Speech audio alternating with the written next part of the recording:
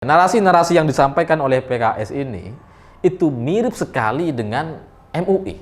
Karena MUI juga melakukan pembelaan. Salah satu anggotanya, Wakil Sekjen MUI kalau nggak salah. Dia bilang bahwa soal khilafah ini tidak boleh disalahartikan.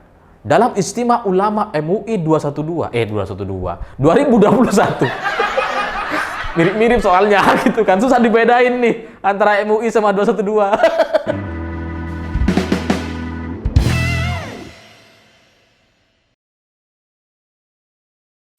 Selamat malam para mantan, selamat malam untuk semua kelicikan dan kemunafikan yang pernah dilakukan mantan-mantan kalian.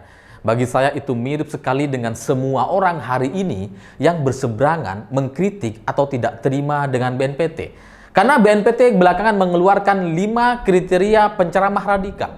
Yang pertama adalah dia pro khilafah, dia adalah takfiri, suka mengkafir-kafirkan orang lain, dia juga adalah anti pemerintah, eksklusif terhadap lingkungannya, dan anti budaya kearifan lokal. Maka siapapun orangnya hari ini yang tidak terima dengan BNPT, yang tidak terima dengan 5 kriteria yang disampaikan oleh BNPT ini, bagi saya, ya mereka adalah bagian dari kelompok-kelompok radikal yang sedang ditangkep-tangkepin sama Densus. Maka nggak heran kalau kemudian ada orang MUI, ada Hidayat Nur Wahid dari PKS itu yang tidak terima dengan ini. Ya emang mereka bagian dari itu. Dari dulu juga kayak gitu. Dan cuma opini-opini yang disampaikan oleh Hidayat Nur Wahid ini belum ada yang membantah. Makanya ingin saya counter gitu. Pertama, Hidayat Nur Wahid mengatakan bahwa BNPT tidak perlu ikut campur soal urusan agama. Karena dianggap ini nggak ada hubungannya sama BNPT. Pertanyaannya, dari 5 kriteria penceramah radikal ini, bagian mana yang merupakan bagian dari ajaran agama Islam? Apakah takfir itu yang suka kafir-kafirin orang lain itu bagian dari ajaran agama Islam? Yang anti budaya, eksklusif terhadap lingkungannya, yang anti pemerintah, anti pemimpin, apakah diajarkan dalam ajaran agama Islam? Nggak ada. Nggak ada sama sekali gitu. Kalau kemudian Hidayat Nur Wahid mengatakan bahwa BNPT tidak boleh semena-mena, tidak boleh sepihak mengeluarkan kriteria, pertanyaannya, terus mau ngajak siapa? Kalau nggak boleh sepihak, mau ngajak siapa? PKS, FPI, HTI. Ya kalau ditanya kepada PKS, soal penceramah-penceramah radikal di Indonesia, pasti nggak ada. Nggak ada pasti. Rizik juga nggak akan dibilang radikal sama PKS gitu. Enggak gitu kan. Lalu mereka emang sekelompok gitu kan, satu geng. Makanya kemudian BNPT mengeluarkan kriteria ini. Ya karena emang mereka yang tahu. Selama bertahun-tahun, ratusan ustadz, ratusan ulama, pendakwa, pendai ditangkap sama Densus.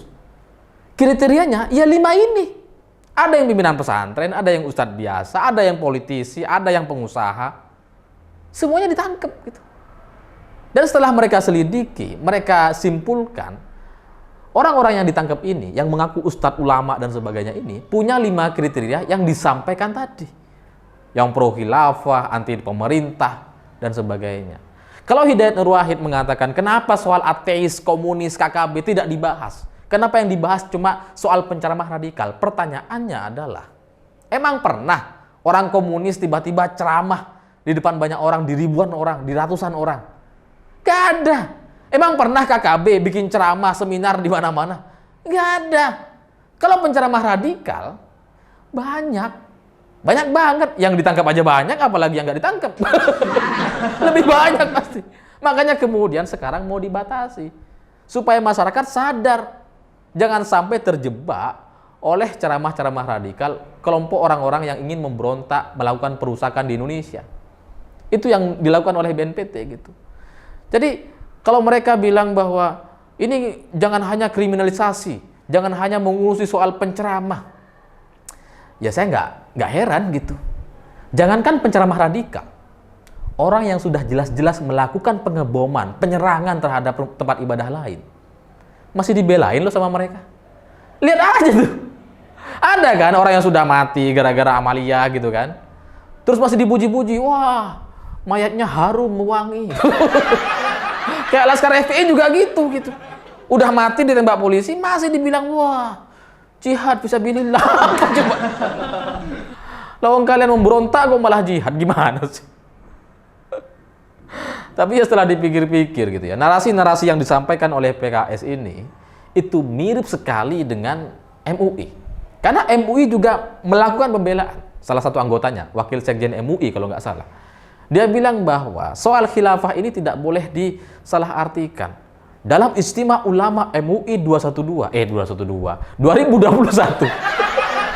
Mirip-mirip soalnya gitu kan. Susah dibedain nih antara MUI sama 212. Dia bilang bahwa jihad dan khilafah ini tidak boleh diartikan secara negatif. Ya, saya setuju dengan itu. Kalau jihad tidak diartikan secara negatif, dikembalikan kepada arti asalnya sebagai perjuangan atau upaya gitu ya, sebagai kesungguhan, ya itu bagus. Cuma kan masalahnya, arti jihad ini itu kemudian hanya diperuntukkan kepada orang-orang yang melakukan penyerangan, pemberontakan terhadap pemerintah. Padahal kalau kita mau fair, kalau kita mau membuka diri gitu ya, memaknai arti jihad yang sebenarnya, orang bekerja itu jihad. Supir taksi, supir gojek, itu mereka sedang berjihad untuk keluarganya. Orang anak-anak belajar di sekolah, di kampus, mereka sedang berjihad. Bahkan ada keluarga yang liburan, mengajak anak-anaknya liburan, mereka juga sedang berjihad.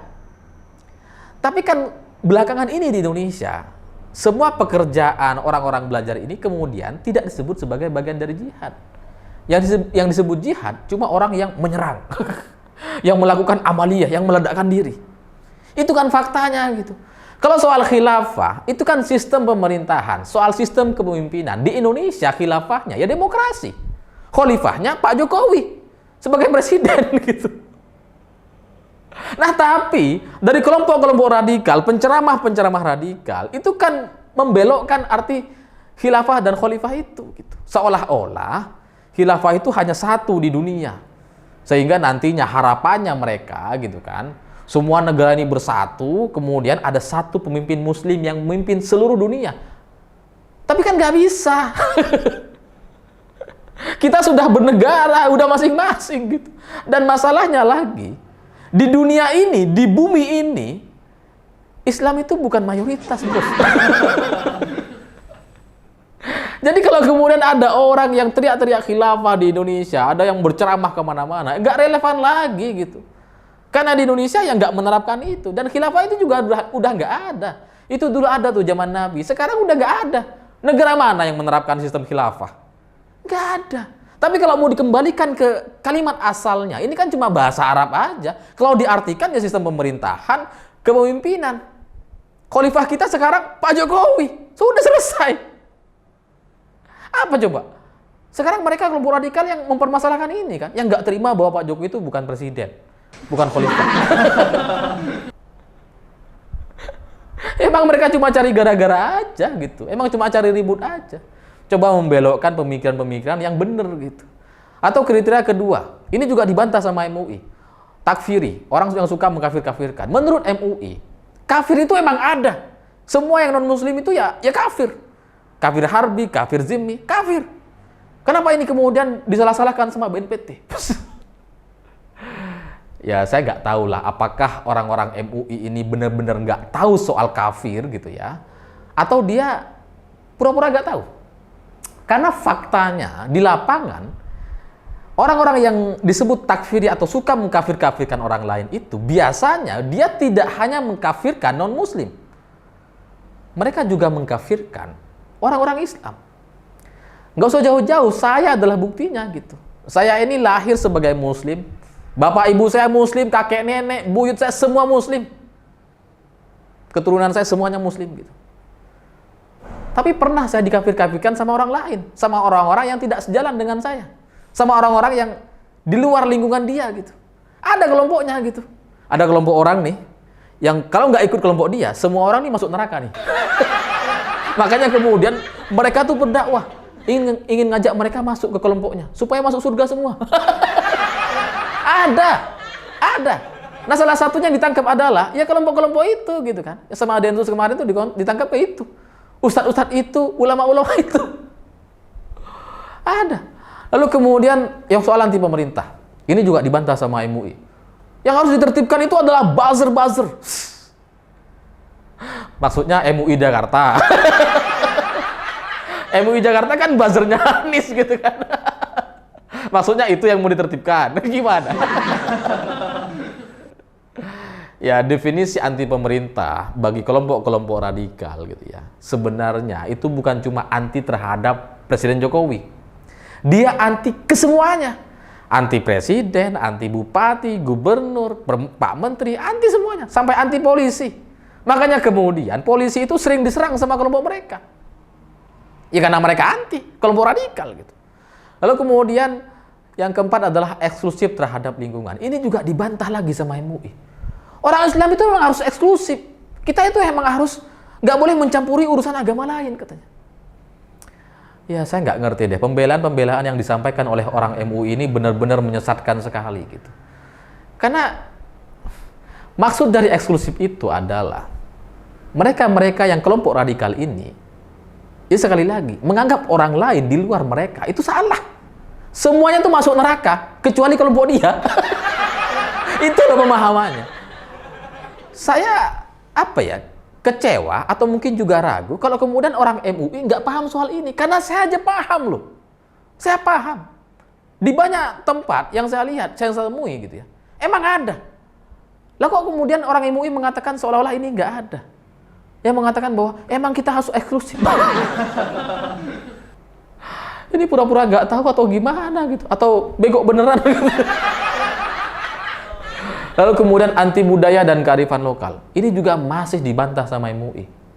Ya kita nggak boleh, nggak harus sesuai syariat dan sebagainya katanya. Maksud BNPT adalah, kalau kita mau tafsirkan, kalau kita mau lihat kenyataannya gitu ya, yang anti budaya dan anti kearifan lokal itu adalah orang-orang yang selama ini menganggap bahwa batik itu haram.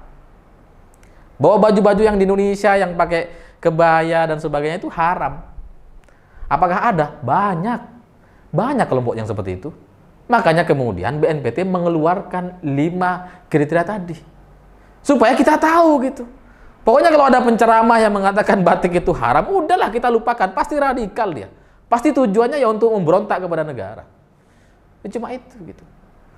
Maka saya terus terang kecewa dengan MUI. Ya sebenarnya saya udah dari dulu sih kecewa. Cuma kali ini tuh emang udah keterlaluan gitu. Sangat-sangat keterlaluan. Mereka menganggap bahwa kelompok-kelompok radikal itu seolah-olah nggak ada. Penceramah-penceramah radikal itu seolah-olah nggak ada gitu. Makanya dibantah semua kriteria-kriteria yang disampaikan oleh BNPT gitu. Padahal faktanya banyak. Kalau mau contoh gitu ya, contoh. Ini ada kasus terbaru nih. Ada Kiai NU dibacok gara-gara dia nggak setuju dengan zikir dan wirid yang dilakukan oleh Kiai dan santri-santrinya. Diserang sama orang, sama kadrun. Ya kalau bukan kadrun siapa lagi? Sama kelompok radikal diserang gitu. Kalau keluarganya juga sampai dianiaya. Ada kasusnya, beritanya ada. Orangnya ditangkap si kadrunnya itu. Makanya kemudian dia bisa memberikan alasan kenapa dia menyerang gitu. Karena dia nggak setuju dengan wirid-wirid yang dilakukan oleh kiai dari NU karena dianggap menyalahi atau berseberangan dengan keyakinan fikih yang dia pelajari. Itu kan artinya apa? Ada kelompok-kelompok radikal di Indonesia ini ada, dan ini bukan pertama kalinya. Di Banyuwangi juga ada pernah kejadian kayak gini gitu, sebelumnya. Jadi kalau MUI, PKS coba mengelak dan coba menganggap bahwa ini nggak ada semua penceramah radikal ini, itu benar-benar menunjukkan bahwa mereka ingin melindungi kelompok-kelompok radikal di Indonesia untuk tetap eksis, untuk tetap melakukan ceramah-ceramah yang pada akhirnya mungkin menguntungkan mereka secara politik dan logistik. Saya nggak tahu itu. Tapi pada akhirnya gitu ya, kalau kita ngelihat kelompok MUI gitu ya, ini emang udah nggak bisa diperbaiki. Ibarat mobil itu mesinnya udah kena tuh, tinggal casingnya aja. Makanya saya lagi-lagi mendukung gitu. Kalau ada Kiai Miftahul Akhyar mundur dari ketua umum MUI dan kemudian diikuti oleh semua kiai-kiai NU di MUI. Mundur aja semuanya. Kenapa? Ya karena orang-orang MUI ya kayak gini gitu. Penceramah-penceramah radikal mau dibelain, seolah-olah dianggap nggak ada, padahal ada kiai NU dibacok sama orang radikal. Itu kan menunjukkan bahwa ini perlawanan gitu. Percuma NU ada di MUI, gak ada gunanya. Malah kalian cuma dimanfaatin untuk sebagai sebuah legitimasi bahwa mereka adalah organisasi yang sah, yang membawahi semua organisasi Islam di Indonesia. Jadi ya ngapain kalian di sana? Ngapain kalian orang-orang NU, tokoh-tokoh NU, kiai-kiai NU yang terhormat masih ada di MUI? Ngapain? Mau melindungi orang-orang seperti ini? Yang dikit-dikit ngelawan BNPT, yang tidak terima bahwa kenyataannya ada kelompok-kelompok radikal di Indonesia, penceramah-penceramah radikal. Kan gak ada gunanya gitu. Jadi, ya sudahlah. Mari kita bubarkan MUI. Salah satu tahapannya, langkahnya adalah keluarlah semua tokoh-tokoh NU Muhammadiyah dari MUI. Maka dengan begitu mereka otomatis akan bubar sendiri. Saya pikir itu. Terima kasih sudah menonton. Oh ya, jangan lupa subscribe, like, dan komen. Juga diaktifkan notifikasinya. Karena menurut data, kalian baru nonton setelah 2 jam video saya diupload. Lambat semuanya karena nggak ngidupin notifnya. Begitulah kura-kura.